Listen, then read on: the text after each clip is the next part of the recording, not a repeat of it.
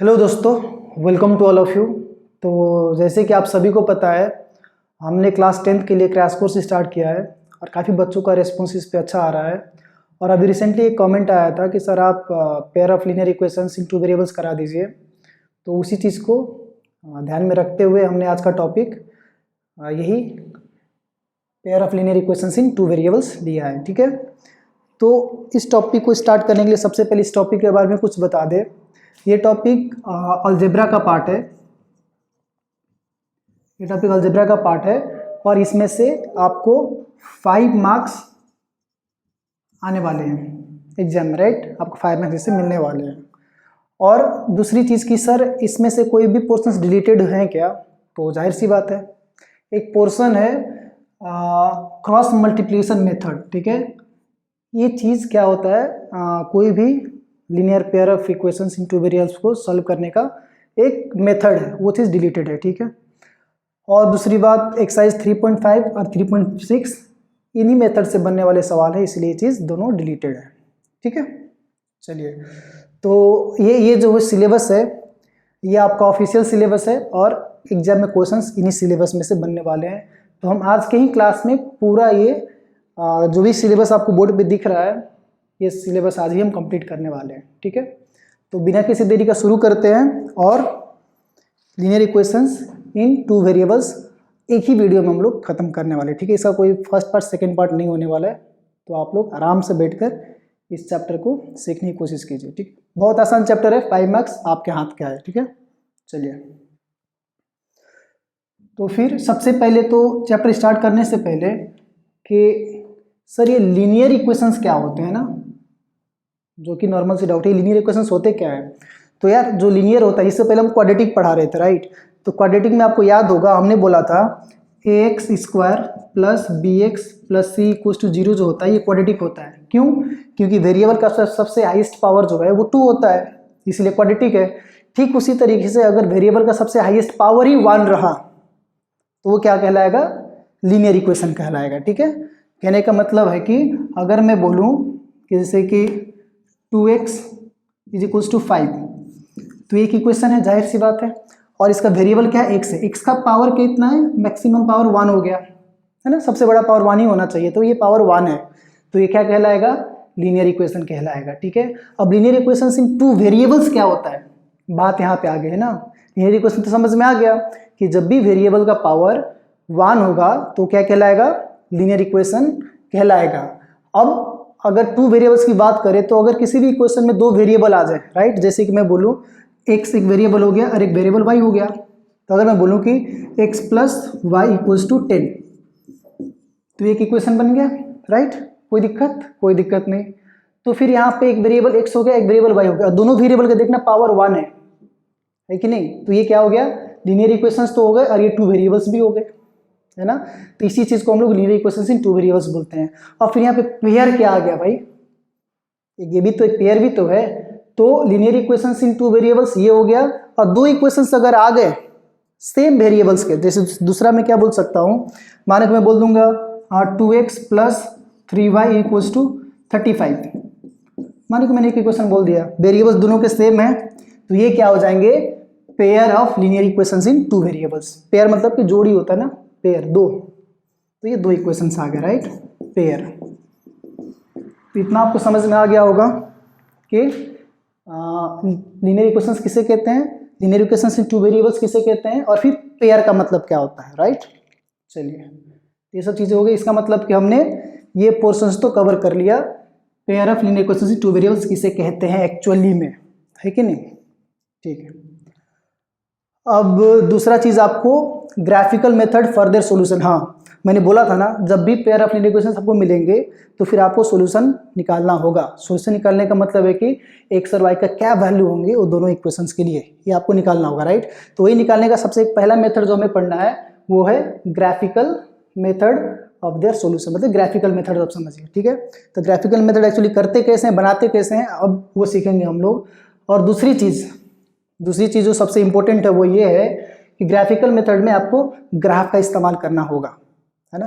कैसे करना है, कैसे इक्वेशंस को ग्राफ पे दिखाना है, वो चीज़ें हम अभी बस तुरंत ही करने वाले हैं। ठीक है, तो चलिए फिर शुरू करते हैं graphical method of their solution. तो लीनियर पेयर तो आपको समझ में आ गया, पेयर भी समझ में आ गया, और टू वेरिएबल्स वाले इक्वेशंस कैसे होते हैं वो भी आपको समझ में आ गया, है ना। तो ग्राफिकल मेथड से कैसे क्वेश्चंस को सॉल्व करते हैं। मान लो कि मैं क्वेश्चंस ले रहा हूँ, आप ही के बुक्स में से क्वेश्चन ले लेते हैं। मान लो कि क्वेश्चन है आपके पास x + 3y = 6, x + 3y = 6, आपको क्वेश्चन ऊपर मिल जाएगा। और एक दूसरा क्वेश्चन है 2x - 3y = 12, ठीक है। अब इसको क्या बोला है क्वेश्चन में कि इसको सॉल्व करके आप बताओ कि x और y का वैल्यू क्या होगा, ठीक है, ग्राफिकली मेथड से, ठीक है, ग्राफिकल मेथड से। तो आपको इसको ग्राफिकल मेथड से सॉल्व कैसे करना है, सबसे पहली बात कि आपको सबसे पहले इन दोनों इक्वेशन को ग्राफ में प्लॉट करना होगा। प्लॉट करने का मतलब क्या है कि आपको इन दोनों इक्वेशन को ग्राफ में रिप्रेजेंट करना होगा। और दूसरी बात, अगर ये लीनियर इक्वेशन है तो जाहिर सी बात है कि स्ट्रेट लाइन बनाने वाला है कि नहीं। तो अगर इसको इक्वेशन मान लेते हैं, इसको इक्वेशन 2 मान लेते हैं, कोई दिक्कत, इक्वेशन 1 इक्वेशन 2। अब इक्वेशन 1 को ग्राफ में रखने के लिए हमें क्या चाहिए होगा, तो आपको पता है कि लीनियर इक्वेशन जो है हमेशा स्ट्रेट लाइन बनाता है, राइट। लीनियर इक्वेशन हमेशा स्ट्रेट लाइन बनाता है, और किसी भी स्ट्रेट लाइन को ड्रॉ करने के लिए मैक्सिमम आपको 2 पॉइंट्स जरूर चाहिए होंगे, है ना। अगर 2 पॉइंट्स आपको मिल जाते हैं इसका मतलब कि आप किसी भी लीनियर इक्वेशन को ग्राफ में प्लॉट कर सकते हो, कोई दिक्कत नहीं।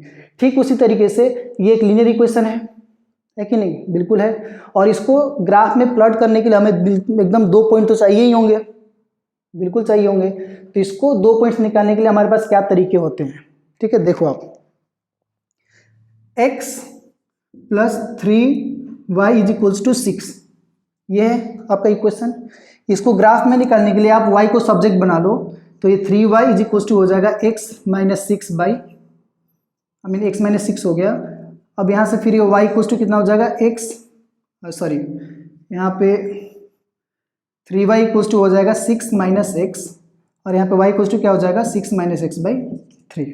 कोई दिक्कत नहीं। तो अब आपको क्या करना है, 2 पॉइंट्स निकालने के लिए यहाँ पे x और y देख लो, ठीक है।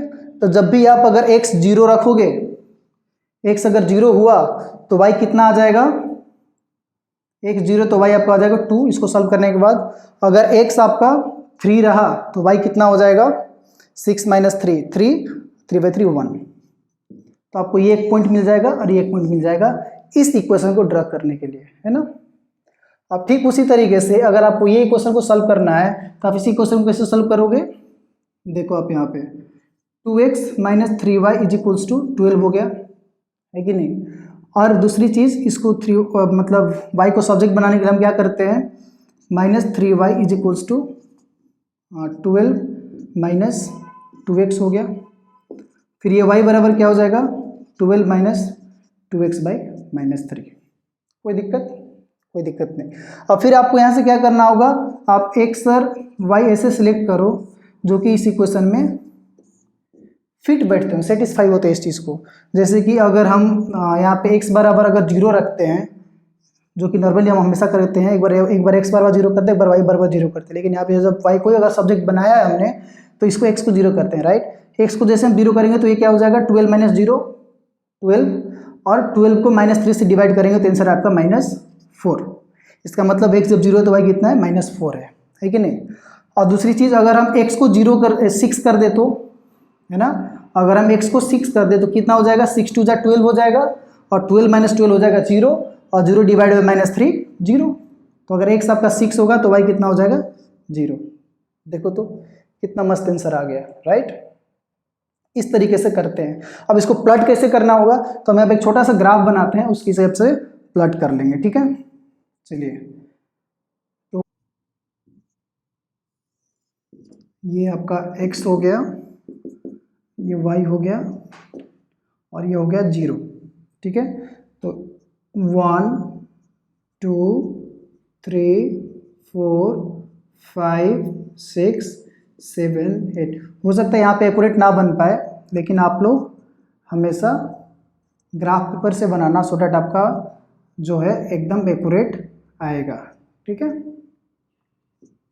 3 4 5 6, यहाँ पे हो गया -1 -2 -3 -4 -5, ये हो गया 1, ये हो गया 2, ये हो गया 3, ये हो गया 4, ये सब माइनस में आएंगे, है ना, माइनस रहेंगे।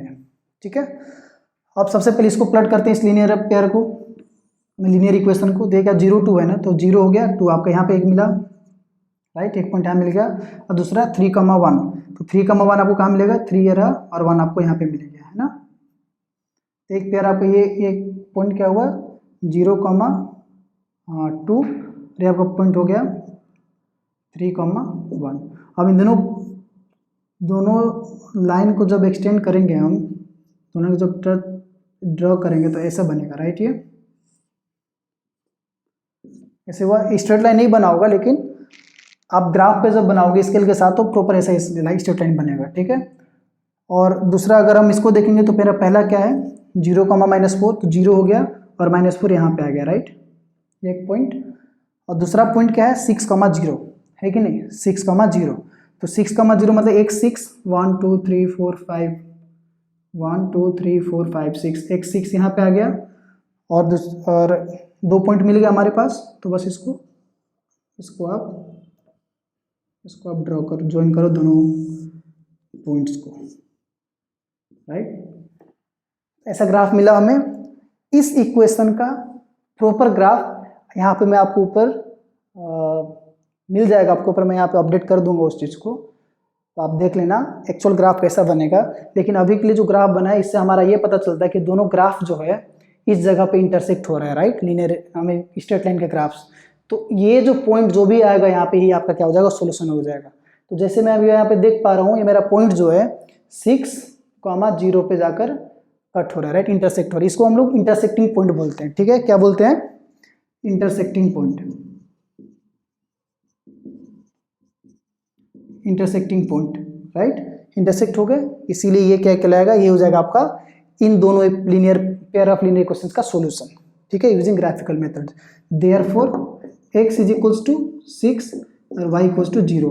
और आपका सबसे मजेदार चीज़ ये है ना कि जो भी आपका सॉल्यूशन आएगा उसको आप दोनों में से किसी भी क्वेश्चन में आप पुट करके देखोगे तो LHS = RHS आना चाहिए। जैसे कि मैं अगर पहले वाले में डालता हूँ, राइट, पहले वाले में करूँगा तो x = 6 है और y = 0 है, तो x = 6 मतलब 6 + 3 × 0 0, 6 = 6 हो गया, राइट, और x = 6 y = 0, फिर दूसरे वाले में डालो तो 6 × 12 हो गया, -3 0 0, तो 12 = 12 हो गया, है कि नहीं।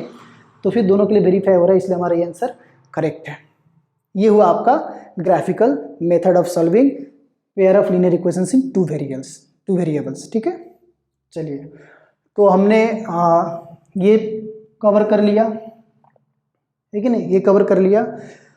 अब दूसरा चीज़ है कि ये जो थर्ड पार्ट जो है कंसिस्टेंसी या फिर इनकंसिस्टेंसी, ये क्या होता है ना, तो उस चीज़ को थोड़ा सा देख लेते हैं हम लोग। ये कोई बड़ी चीज़ नहीं है, बस छोटा सा चीज़ है कि कौन से pair of linear equations consistency कहलाएंगे और कौन से pair of linear equations inconsistency कहलाएंगे, है ना।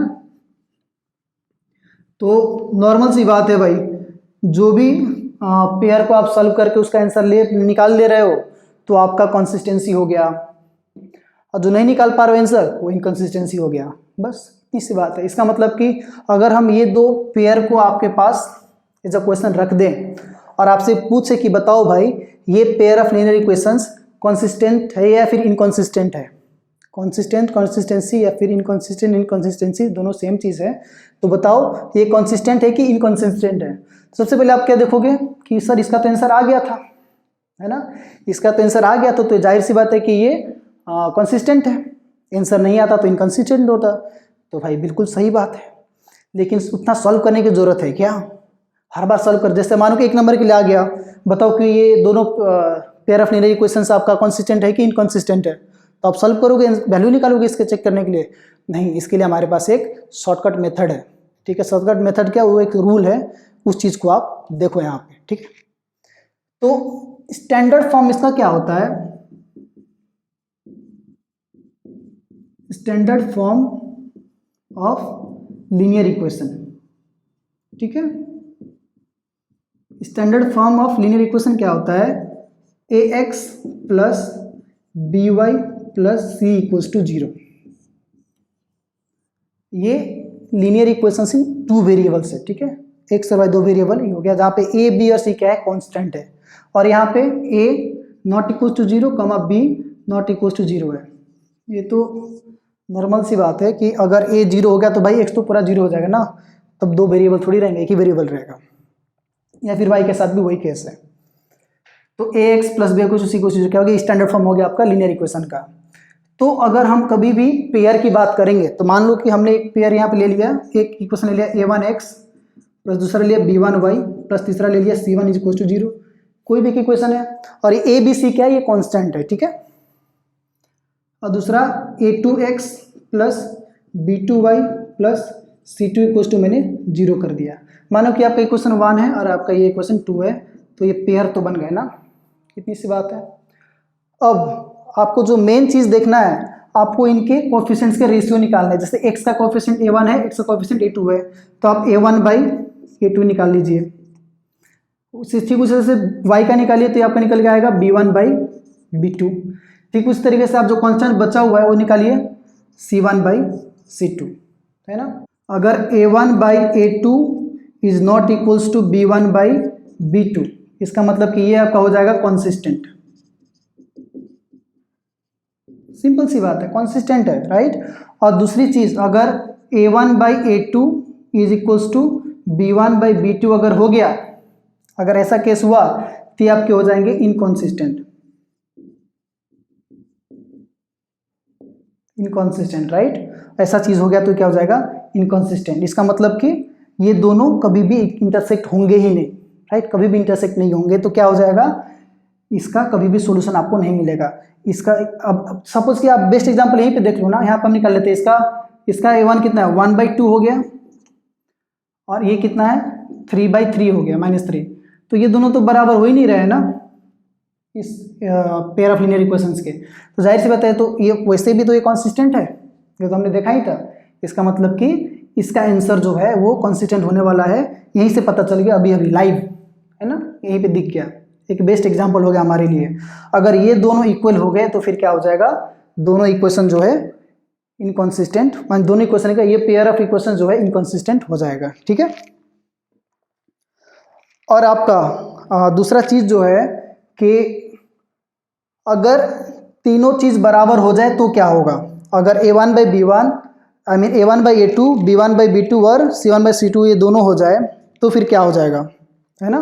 ऐसा हो जाएंगे तो क्या हो जाएगा, जैसे मानो कि अगर मेरा कहने का मतलब ये है कि अगर a1 by a2 is equals to b1 by b2 is equals to c1 by c2 हो जाएगा, तो इसका मतलब क्या होता है, तो इसका मतलब कुछ नहीं होता है। जैसे कि इसके लिए अगर हमको दिखाना होगा तो हम क्या बोलेंगे, ये दो लाइन जो है आपस में कट हो रहे हैं, मतलब कि इंटरसेक्ट होंगे तो एक सॉल्यूशन निकलेगा जो कि कंसिस्टेंट जिसको बनाएगा। इसका है कि ये दोनों पैरेलल चले जाएंगे, है ना, दोनों पैरेलल जाएंगे तो ये क्या हो जाएगा, आपका इनकंसिस्टेंट हो जाएगा, क्योंकि सॉल्यूशन ही नहीं होगा। अगर आपका ये केस अगर आ गया तो इसको एक स्पेशल केस माना जाता है, ठीक है। इसका मतलब क्या होता है कि एक लाइन के ऊपर जो है ना दूसरा लाइन इसी के ऊपर चला हुआ है, ठीक है, दूसरा लाइन जो इसी के ऊपर चल रही है, इसका मतलब कि वो कोइंसिडेंट लाइन है, राइट। इसका मतलब क्या है कि वो कोइंसिडेंट लाइन है, और ऐसे केस में क्या होता है कि ये चीजें इनफाइनाइट नंबर ऑफ सॉल्यूशन दे देती है। अगर साथ में ही चल रहा है तो हर पॉइंट तो आंसर हुआ ना दोनों इक्वेशंस के लिए, राइट, दोनों इक्वेशंस के लिए हर एक पॉइंट ही आंसर हो जाएगा। तो ये क्या हो जाएंगे,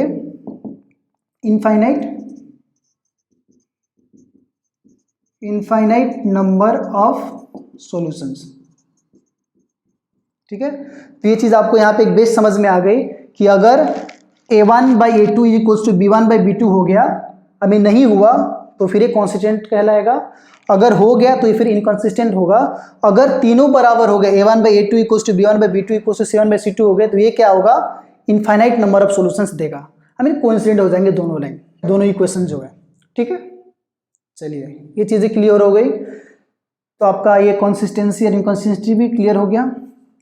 अब दूसरा चीज पे आते हैं हम लोग, algebraic conditions for number of solutions, है ना।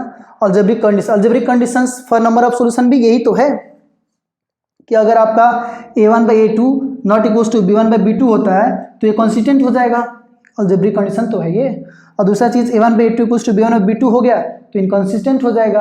अगर a1/a2 equals to b1/b2 equals to c1/c2 होगा तो क्या हो जाएगा, दोनों कोइंसिडेंट हो जाएंगे और ये इनफाइनाइट नंबर ऑफ सॉल्यूशन आपको दे देगा। ठीक है, क्योंकि हर एक पॉइंट दोनों लाइन पे आ रही होंगी और दोनों लाइन कोइंसिडेंट है तो number of solution is equals to infinite, है ना। चलिए ये हो गया। तो फिर आपका ये अलजेब्रिक कंडीशंस भी खत्म हो गए, है ना, अलजेब्रिक कंडीशंस खत्म हो गए। और दूसरा चीज आपका आता है जो कि है solution of pair of linear equation two variables algebraically. मतलब कि ये तो कंडीशंस थे कितने आपको सॉल्यूशंस मिलेंगे, और ये क्या है कि आपको इक्वेशन सॉल्व करने के मेथड, राइट। तो हमारे पास सबसे पहला जो है एक सब्स्टिट्यूशन मेथड है और दूसरा क्या है, एलिमिनेशन मेथड है। दोनों की बहुत आसान है। हम इसी क्वेश्चंस को लेके आगे बढ़ते हैं ना, इसी क्वेश्चंस को लेके आगे बढ़ते हैं, फटाफट क्वेश्चन लेके खत्म कर देंगे, है ना। तो जैसे कि इसको हम अभी के लिए रब कर दे रहे हैं।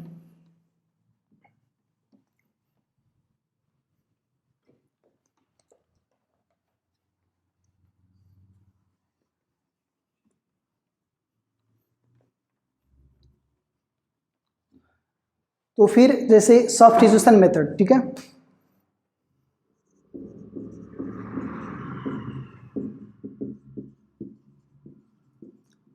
सब्स्टिट्यूशन मेथड जो है ना मेरे भाई, ये नाम से ही क्लियर है, सब्स्टिट्यूशन मतलब कि सब्स्टिट्यूट कर रहे हैं आपको, राइट। सब्स्टिट्यूट करना है तो किसको कहाँ पे सब्स्टिट्यूट करेंगे आपको ये देखना होगा।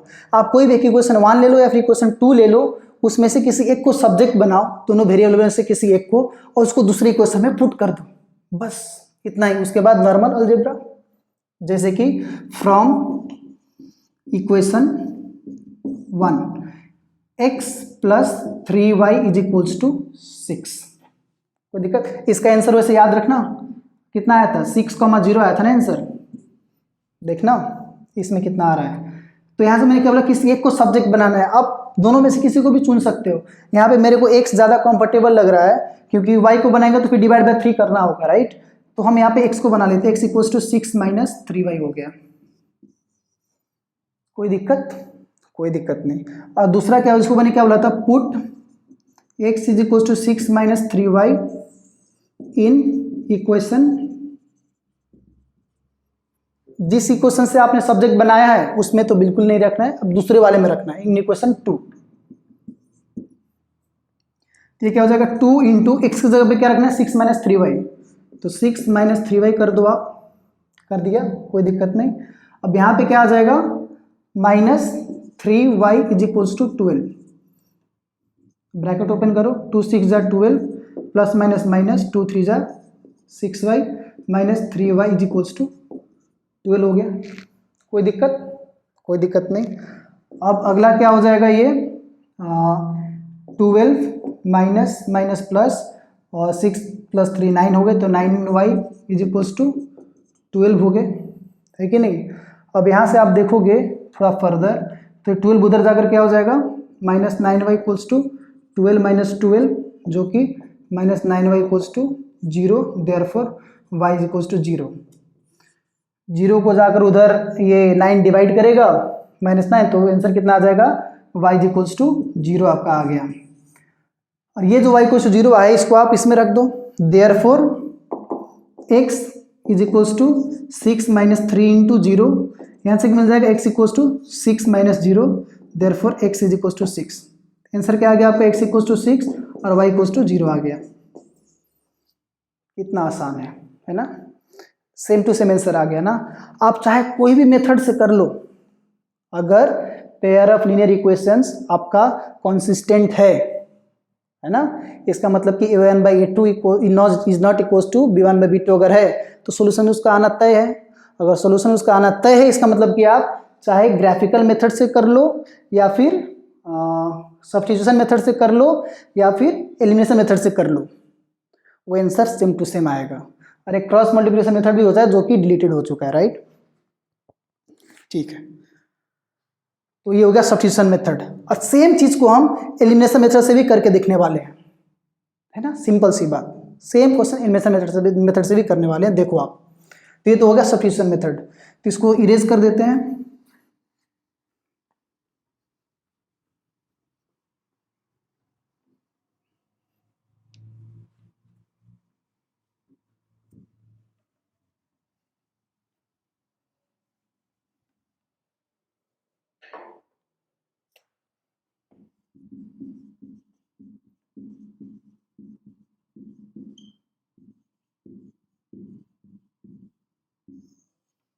एलिमिनेशन मेथड नाम से आपको थोड़ा सा तो क्लियरिटी आ रही होगी कि किसी ना किसी को हम लोग एलिमिनेट करने वाले हैं। अभी हमने सब्स्टिट्यूट किया तो आप डायरेक्ट एलिमिनेट करेंगे, राइट। तो आप यहाँ पे देखो इस इक्वेशन में कौन सा ऐसा पार्ट है जो कि एलिमिनेट होने वाला लग रहा है ना। तो यहाँ पे हम सिंपल देख पा रहे हैं कि इसमें भी 3y है और इसमें -3y है, राइट। तो अगर इसको दोनों को सिंपल हम ऐड कर दे तो क्या ये 3y एलिमिनेट हो जाएगा क्या? बिल्कुल हो जाएगा, कोई दिक्कत नहीं है। लेकिन सर क्या हमेशा ऐसे ही एलिमिनेट होने वाले क्वेश्चंस आएंगे क्या? तो नहीं, ऐसा जरूरी नहीं कि हमेशा ऐसे ही आएंगे, क्वेश्चंस कुछ भी बन सकते हैं, राइट। तो उसको आप एलिमिनेट करने के लिए क्या करना होगा, इन दोनों को अगर एलिमिनेट करना है तो इसके कोफिशिएंट से इस इक्वेशन को मल्टीप्लाई करना होगा और इसके कोफिशिएंट से इसको मल्टीप्लाई करना होगा अगर दोनों इक्वल नहीं है तो। जैसे कि अगर मानो कि अगर हमको x को एलिमिनेट करना है तो कोई दिक्कत नहीं, इस इक्वेशन को आप 2 से मल्टीप्लाई कर दीजिए दोनों तरफ, है ना, और इस इक्वेशन को आप इसके 1 से मल्टीप्लाई कर दीजिए दोनों तरफ, हो जाएंगे, फिर आप ऐड कर दीजिए। लेकिन यहाँ पे हम देख सकते हैं कि ये 3y जो है ऑटोमेटिकली कट रहा है ना, तो फिर हम क्यों मल्टीप्लाई करें बिना मतलब का। ठीक है, तो चलिए, तो मेरा x + 3y हो गया = 6, एडिंग इक्वेशन 1 and 2। दोनों इक्वेशन को ऐड करने के बाद हमें क्या मिलता है, 2x - 3y = 12। तो यहाँ से आप देख सकते हो कि दोनों तो ऑटोमेटिकली कट गए, अपने आप कट गए, किसी को किसी से मल्टीप्लाई करने की जरूरत ही नहीं पड़ी। तो ये कितना हो जाएगा, 2x + x आपका 3x हो गया और = 12 + 6 18। तो x = 18/3, तो 6 हो गया, देयरफॉर x = 6, x आंसर 6 आ गया। अब x को तो आप किसी भी इक्वेशन में रख दो, आपका आंसर y का आंसर आ जाएगा। जैसे कि पुटिंग x = 6 इन इक्वेशन 1, तो x 6 + 3y = 6 हो गया। तो 3y = कितना आ गया यहाँ पे, 6 - 6, तो फिर 3y = 0 हो गया और फिर y = 0/3, देयरफॉर y = 0। ये भी खत्म, आपका सेम आंसर आ गया, x = 6 और y = 0 आ गया, जो कि आपको पहले से पता है कि नहीं है। तो इस पे आपको 1-2 क्वेश्चंस और करने होंगे जिससे कि आपको पता चले कि किस जगह पे मल्टीप्लाई करना होगा, राइट। तो इसके लिए हम बेटर है कि आपको एक क्वेश्चन दिखाई दें। आपके टेक्स्ट बुक में से एक क्वेश्चन ले लेते हैं हम, जो कि एलिमिनेशन मेथड से बनने वाला है।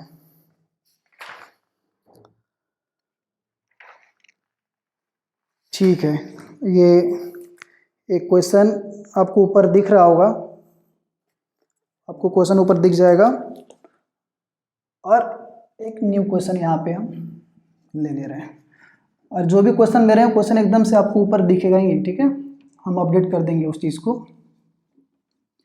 तो जो क्वेश्चन जो है, ये क्वेश्चन 2 इक्वेशन दिया हुआ है ऑलरेडी, 2x + 3y = 8 और एक 4x + 6y = 7। ठीक, इक्वेशन 1 और इक्वेशन 2, ये दोनों इक्वेशन आपको दिया हुआ है और आपको क्या करना है, ये दोनों इक्वेशन को सॉल्व करके मेरे भाई x और y निकालना है एलिमिनेशन मेथड से। तो पिछला वाला जो क्वेश्चन था वो तो आराम से कट गया था, क्योंकि ऑलरेडी एक जगह पे +3y था और एक जगह पे -3y था, है ना, तो फिर आराम से वो कट गया था। लेकिन इस बार तो नहीं दिख रहा है कि ये कटेगा, है ना। तो फिर हम क्या करते हैं, मैंने क्या बोला था, जब भी ऐसा कटने वाला नहीं दिखे तो आप किसी x और y को किसी एक को सिलेक्ट कर लो। तो यहाँ पे मैं सिलेक्ट कर लेता हूँ x को, भाई मुझे x को कंप्लीटली हटाना है, एलिमिनेट करना है, राइट। तो हम क्या करेंगे, मल्टीप्लाई मल्टीप्लाई इक्वेशन 1 बाई, मैंने क्या बोला था, इक्वेशन 1 को जो है इसके कोफिशिएंट से मल्टीप्लाई करना है by 4 and multiply equation 2 by, और इक्वेशन 2 को किसके कोफिशिएंट से मल्टीप्लाई करना है, हमें x हटाना है ना, तो जाहिर सी बात है यहाँ के 2 से 2 वी गेट, हमें क्या क्या मिला, हमें मिलेगा, इसको आपको इक्वेशन 2 को जो है 2 से इक्वेशन हमको 4 से करना है, तो 4 से मल्टीप्लाई कर दे दोनों तरफ, तो 4 2 जा 8x प्लस यहाँ पे कर देता हूँ मैं 4 into 2x plus 3y is equals to 4 into 8, जाहिर सी बात है इक्वेशन है तो दोनों तरफ मल्टीप्लाई करना होगा, तो 8x plus 12y is equals to 32, कोई दिक्कत, दोनों तरफ मैंने मल्टीप्लाई कर दिया, तो आपका इक्वेशन सेम टू सेम है ना, तो आपका इक्वेशन 1 ही है ये, और दूसरा क्या है, इसको इक्वेशन 2 को 2 से मल्टीप्लाई करेंगे तो क्या हो जाएगा, फिर 2 into 4x plus 6y is equals to 2 into 7, ये हो जाएगा 8x plus 12y is equals to 14, ये आपका क्या आ गया, इक्वेशन 2 हो गई है ना। अब हमें क्या करना है, सब्ट्रैक्ट इक्वेशन 2 फ्रॉम इक्वेशन 1, 2 को 1 में से सब्ट्रैक्ट करते हैं, जैसे कि 1 क्या है आपका, 1 कितना बना नहीं वाला अभी, 8x plus 12y is equals to 32 है, इसमें से आप माइनस करोगे 8x प्लस 12y प्लस 14 को, तो देखो मैं कैसे करता हूँ, 8x plus 12y is equals to, इसको 2 से मैंने मल्टीप्लाई किया तो ये 14 हो गया, इसको 4 से मल्टीप्लाई किया तो ये 2 बाई 4 इज इक्वल्स टू ये हो गया, राइट। तो फिर इसको मैंने, ठीक है, यहाँ पे मैं ले लेता हूँ, इसको 14 ले लेता हूँ, कितना लेंगे हम, 8x प्लस 12 इक्वल्स टू 14 आ गया, तो इसको माइनस करना होगा, इसको माइनस करेंगे, राइट, तो ये कट गया, अब यहाँ पे देख रहे हो कि ये भी 12y भी तो कट गया, ये भी कट गया सर, अब ये क्या हो गया है कि नहीं, एक्चुअली मैं भी सोच रहा हूँ ये हो क्या गया, अब किसको किससे बराबर करेंगे, तो यहाँ पे एक्चुअली एक मज़ेदार चीज़ ये हो गया है कि आप इसका कोफिशिएंट चेक करो तो 2/4 और इसका कोफिशिएंट 3/6, A1/A2 और ये B1/B2 इक्वल्स टू 1/2 आ रहा है, और ये भी इक्वल्स टू 1/2 आ रहा है, दोनों सेम हो गया ना भाई, मैंने क्या बोला था, since A1/A2 is equals to B1/B2 दोनों बराबर हैं, therefore this pair of linear equations is inconsistent, मतलब कि इसका सॉल्यूशन आप नहीं निकाल सकते, ये दोनों लाइन क्या है, पैरेलल है, जब पैरेलल है तो कोई सॉल्यूशन ही नहीं, सिंपल ऐसे करना है, अगर होता तो यहाँ से y की वैल्यू निकालते, फिर किसी भी इक्वेशन में पुट करते, आपका काम बन जाता है कि नहीं, तो कोई दिक्कत नहीं। अब यहाँ पे ये चीज़ तो हो गया है ना, ये चीज़ हो गया, ये दोनों भी कर दिया मैंने, अब एक बचा simple situational problem. Simple situational problem कहने का मतलब है कि आपको लैंग्वेज में कोई प्रॉब्लम दिया रहेगा और उसको आपको इक्वेशंस बनाकर खुद ही सॉल्व करने होंगे, ठीक है। तो एक क्वेश्चन जो है हम आपके टेक्स्ट बुक से ही ले रहे हैं, जो कि बहुत फेमस क्वेश्चन है, जिसको हम लोग फादर सन क्वेश्चन भी कहते हैं ना, फादर सन क्वेश्चन, जिसमें कि दोनों फादर और सन का एज बताना होता है इक्वेशन सॉल्व करके, ठीक है। तो वो क्वेश्चन आपको ऊपर दिख रहा होगा, और यहाँ पे हम उस क्वेश्चन को एक बार मेंशन कर देते हैं, जबकि क्वेश्चन में ये बोला जा रहा है 5 years ago the age of Jacob 5 years hence the age of Jacob will be 3 times that of his son। 5 साल बाद जो है जैकब का जो एज है वो उसके सन से 3 टाइम्स हो जाएगा, राइट। तो अगर हम यहाँ पे लेट जैकब्स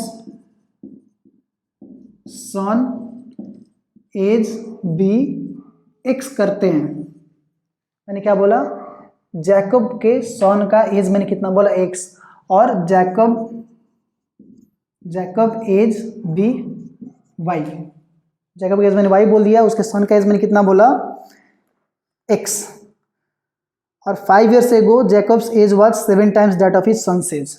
तो दोनों दिया हुआ है, मतलब कि अगर हमें देखना हो तो एक बार तो ये बोला गया है कि 5 साल बाद, मतलब कि x और y मान लो 5 साल बाद, मतलब कि दोनों की एज तो बढ़ेगी ना, तो ये भी 5 साल आगे चला गया, ये भी 5 साल आगे चला गया। जैकब का एज जो है वो उसके बेटे के एज से 3 times बढ़ जाएगी, 3 times हो जाएगी, मतलब कि जैकब का एज कितना है अभी, इसके बेटे के एज से 3 times है, तो इसको 3 से मल्टीप्लाई कर दो तो दोनों बराबर हो जाएंगे ना, क्योंकि 5 साल बाद बेटे की उम्र x+5 हो जाएगी और जैकब की उम्र y+5 हो जाएगी, और अगर हम इसको 3 से मल्टीप्लाई कर दे तो दोनों इक्वल, राइट। इसको थोड़ा सॉल्व कर दिए, कितना हो जाएगा 3x + 15 = y+5, y इधर आ जाएगा तो 3x - y और 15 उधर जाएगी तो 5 - 15, ये आपका आएगा 3x - y = -10। इक्वेशन 1, कोई दिक्कत नहीं। अब दूसरी चीज़ में दूसरा इक्वेशन के लिए इसमें आपको हिंट दिया गया है कि 5 years एगो, मतलब कि हम थोड़ा सा पीछे चलते हैं, x - 5 और इधर y - 5, दोनों के लिए हम पीछे चले गए, right. Jacob's age was 7 times that of his son, Jacob का एज जो है वो सन के एज से कितना 7 times था, तो अगर बराबर करना होगा तो हम उसके सन के एज को 7 से मल्टीप्लाई कर देते हैं, बराबर हो जाएगा, तो ये 7 = इतना हो गया। समझ में आ रहा है ना, 5 साल बाद इसका एज जो है सन के एज से 3 times होगा, तो सन का एज तो x+5 हुआ ना, तो इसका एज कितना हो जाएगा 3 times ऑफ x+5, और 5 साल पहले 7 times था, मतलब कि 7 से मल्टीप्लाई कर दिया, तो ये कितना हो जाएगा 7x - 35 = y-5। कोई दिक्कत नहीं, तो यहाँ से क्या हो जाएगा, y इधर आएगा 7x - y और ये 35 हो जाएगा, तो -5 + 35, ये हो जाएगा 7x - y = 30, इक्वेशन 2, ठीक है।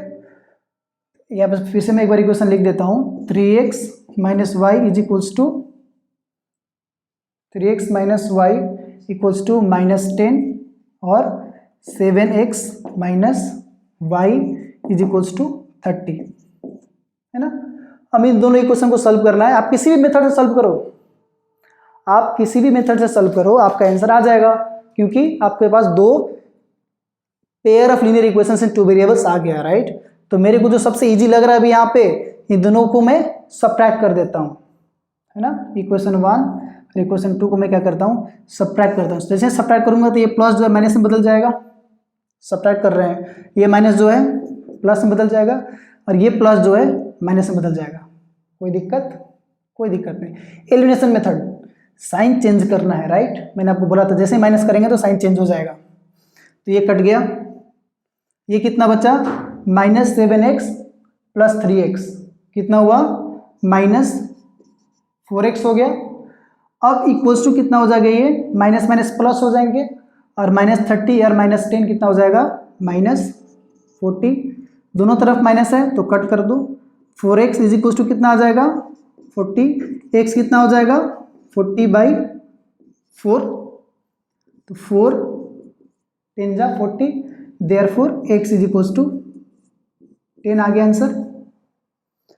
अब x का आंसर 10 आ गया तो इसका y का आंसर कैसे निकालोगे, आप किसी भी दोनों इक्वेशन में किसी में पुट कर दो, राइट। तो मैं क्या बोलूँगा, पुट x = 10 इन इक्वेशन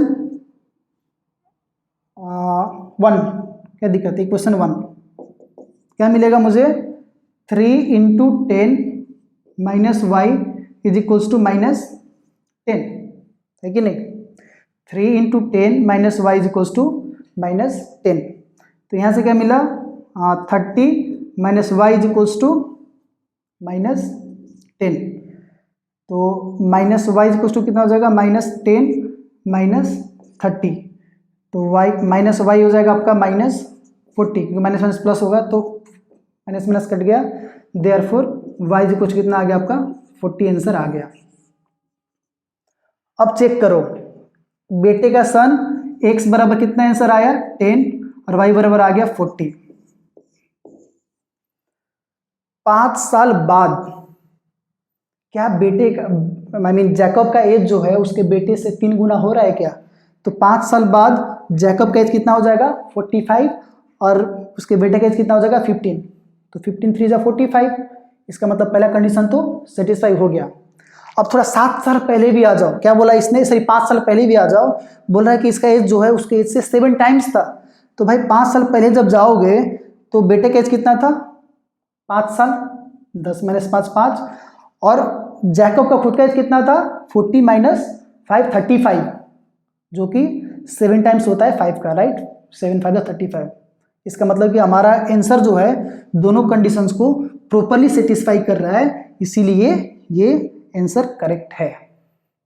समझे, ये था हमारा एक सिचुएशनल प्रॉब्लम, जो कि सिचुएशनल प्रॉब्लम से भी बड़ा एक फादर सन प्रॉब्लम से नाम से बहुत ही फेमस है, जो कि आपके एग्जाम में आने के बहुत चांसेस हैं। इनफैक्ट हर बार आ ही जाता है, मैक्सिमम टाइम मैंने देखा है कि एग्जाम में क्वेश्चंस आ रहे होते हैं। ठीक है, तो फिर आप इस चीज को और अच्छे से देखो, और वीडियो में कहीं पे भी डाउट हो, है ना दोस्त, कहीं पे भी अगर डाउट हो तो लेट मी नो, मेरे को बताओ, कमेंट करो किसी भी तरीके से, है ना, मैं कोशिश करूंगा कि आपके सारे डाउट्स को रिजॉल्व कर दूं। ठीक है, और जैसे कि हमने बोला था एक ही वीडियो में हम लोग linear equations, pair of linear equations in 2 variables cover करने वाले हैं, तो कवर कर लिया हमने, और बाकी जो भी डाउट है वो तो फिर हम देख ही लेंगे आगे, है ना। बस कमेंट कर देना, डाउट को डाउट रहने मत देना। ठीक है, अब अगला चैप्टर हम कौन सा करें आप खुद बताओ, या फिर हम कुछ नए चीज़ अपने तरीके से स्टार्ट कर देंगे, है ना। ठीक है, फिर आज के लिए इतना ही रहने देते हैं, अब मिलते हैं अगले सेशन में। Thank you.